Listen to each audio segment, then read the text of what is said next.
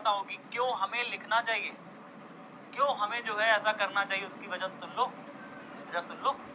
अगर आप टीचर के साथ-साथ लिखते चलते हो, जैसे मैं पढ़ा रहा हूँ, आप साथ-साथ लिख भी रहे हो, नोट्स बनाते चल रहे हो साथ-साथ, तो इससे 2 काम होता है। 2 क्या, कई सारे फ़ायदे हैं। पहला फ़ायदा तो ये होता है, आपका टाइम बचता है कि भाई मैंने क्लास में सारी चीज़ें लिख ली हैं, अब मुझे जो है घर में क्या करना है, घर में मैं इसको रिवीजन कर लूँगा।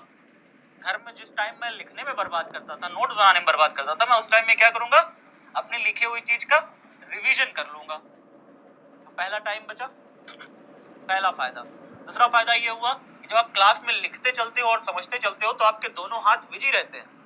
आप कमेंट में टाइप नहीं करोगे, कमेंट में टाइम बर्बाद नहीं करोगे, तो आप कमेंटबाजी से बच जाते हो, ठीक है? लड़ाई झगड़े से बच जाते हो, नहीं तो कमेंट में एक-दूसरे को फिर गाली-गलौज शुरू कर देते हो। तो दूसरा फ़ायदा ये हुआ कि आप कमेंट से एकदम बच जाओगे, है ना? कि आपको कमेंट नहीं देखना पड़ेगा। और तीसरी चीज़, अगर लिख करके समझते चलते हैं, लिखते चलते हैं, देखते चलते हैं कि हाँ भाई ऐसे-ऐसे चीज़ें चल रही है, तो ज़्यादा समझ भी आता है। ज़्यादा समझ आता है कि हम लिखते समय, पढ़ते समय लिखते भी चल रहे हैं उसे, ज़्यादा समझ आता है।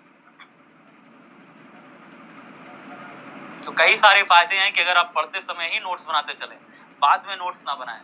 बाद में नोट्स बनाएँगे तो आपको कई सारी दिक्कतें फेस करनी पड़ती है फिर कि यार ये भी क्या हो गया? फिर भूल जाते हैं ना। अगर बाद में हम उसे लिखते हैं तो क्लास के टाइम पे कुछ चीज़ें पढ़े होते हैं, वो चीज़ें याद नहीं रहती।